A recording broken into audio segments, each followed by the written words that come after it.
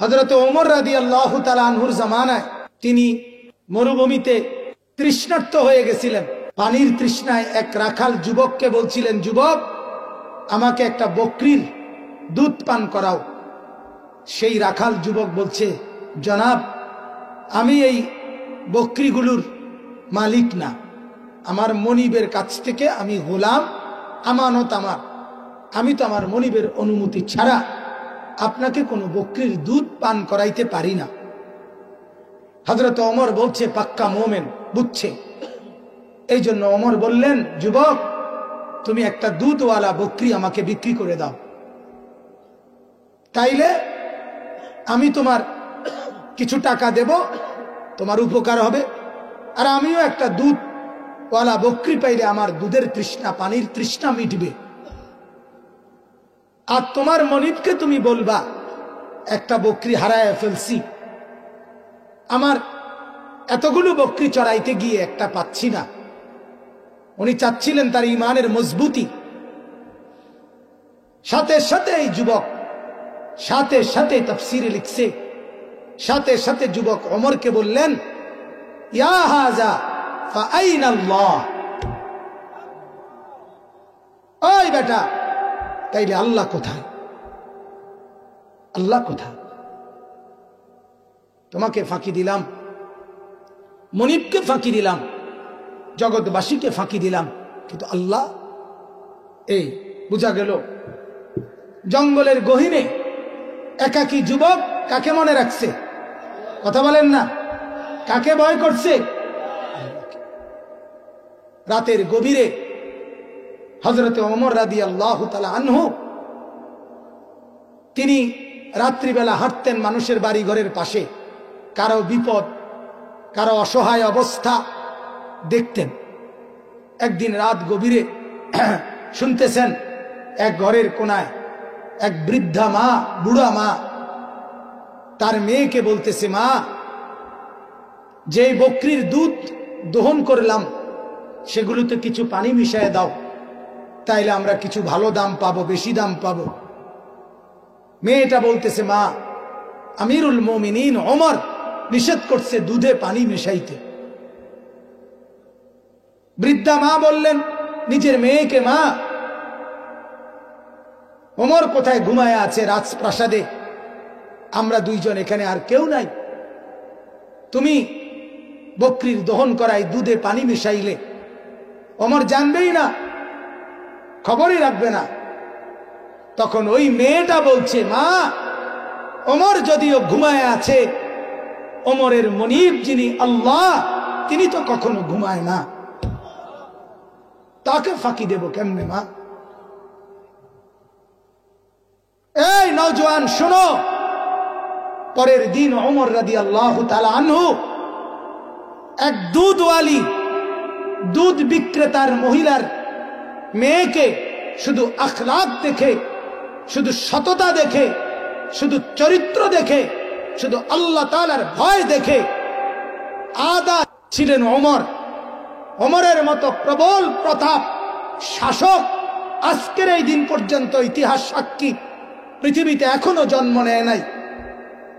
গোটা পৃথিবী, গোটা ইউরোপ, গোটা পাশ্চাত্য বলে আজও ওমরের মতো কোনো শাসক জন্মায় নাই। এত বড় দর্দণ্ড প্রতাপশালী ওমর, তিনি তার আপন ছেলেকে এই মেয়ের সাথে বিবাহ করাইছেন। তুমি রাস্তার নর্তকী খুঁজো, তুমি রাস্তার বেহায়াকে খুঁজো, যে তোমার সাথে বিবাহ পূর্ব অবৈধ প্রেম করে, তোমার সাথে হোটেলে যায়, তোমার সাথে রেস্তোরাঁয় যায়, তোমার সাথে পার্কে যায়, তোমার সাথে পিকনিক স্পটে যায়, তোমার সাথে গাছের নিচে প্রেমের আলাপ করে, তোমার সাথে রাত গভীরে অবৈধ প্রেমের আলাপ করে, আল্লাহর কসম, ওইটা কোনো মেয়ে না, ওইটা অসভ্য জঙ্গলি জানোয়ার ছাড়া আর কিচ্ছু না। এটা আফ্রিকার জঙ্গলের কোন প্রাণী হইতে পারে, কোন মানুষ হইতে পারে না। অতএব যুবক, মনে নাও, তুমিও মনে রাখো, যে এই মেয়ের পিছনে ঘুরলা, অসভ্য, বেপর্দা, বেহায়া, তোমার জন্য চিরেই তোমার সংসারে ওই রকম একটা বেহায়া খবিস। আল্লাহ বলছে খবিস, এটা খবিস। আল্লাহ বলছে বেহায়া নারীকে খবিস। এটা এই খবিস তোমার ঘরে আসবে, শুধু তোমার জীবন না, তোমার জীবন, যৌবন, উপার্জন, তোমার মৃত্যু পর্যন্ত তোমার যন্ত্রণা দিয়া দুঃখে দুঃখে মারবে, তোমার দুঃখে দুঃখে। অসভ্য নারী সুখ দেয় না, বেহায়া নারী সুখ দেয় না, বেপর্দা নারী সুখ দেয় না, যন্ত্রণা দেয়, যন্ত্রণা, যন্ত্রণা। রঙের গুড্ডি উড়াইও না, রঙের গুড্ডি উড়াইও না। হ্যাঁ, অতএব মহিলা মাদ্রাসা আল্লাহ তাআলার নেক বান্দি তৈরি করে, বলেন আলহামদুলিল্লাহ। এমন নারী তৈরি করে যে নারীর কথা আল্লাহর নবী হাদিসে বলছেন যে আমার উম্মত কেউ মাল দেখে বিয়ে করে, কেউ সৌন্দর্য দেখে বিয়ে করে, কেউ বংশ দেখে বিয়ে করে, কেউ দিনদারি দেখে বিয়ে করে। নবীজি বলছেন ফাসফার বিযাতি দ্বীন, ও আমার ইমানদার উম্মত, তুমি দিনদারিকে প্রাধান্য দিও। তারিবাত ইয়াদাক, যদি তুমি না দাও তো তোমার হাত ধুলিমলিন হোক, তুমি লাঞ্ছিত হও, তুমি অপদস্থ হও।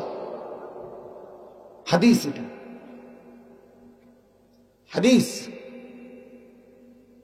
রূপ আর সৌন্দর্য ক্ষণিকের মায়া, ক্ষণিকের মোহ, ক্ষণিকের মায়াজাল।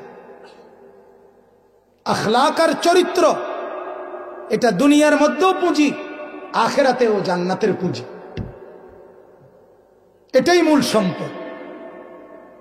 যে নারীর আখলাক নাই, যে মেয়ের চরিত্র নাই, যে মেয়ে বেহায়া, পৃথিবীর সব সৌন্দর্য যদি তার মধ্যে থাকে তারপরও সে ঘৃণিত, ধিক্কৃত সে। তো আমি বলতেছিলাম আল্লাহ তাআলা বলেন ইত্তাকুল্লাহ, আল্লাহকে ভয় করো। কাকে বলেন? তিন জিনিস, সমস্ত গুনাহ ছেড়ে দেওয়া, সমস্ত নেক আমল করতে থাকা, সর্বাবস্থায় দিলে আল্লাহ তাআলার ভয় রাখা, যে আল্লাহ আমাকে দেখতেছে।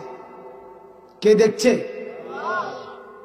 এরপরে আল্লাহ তাআলা বলেন, যেটা আমার মূল আলোচ্য বিষয়, অকুনু মা'আস সাদিকিন।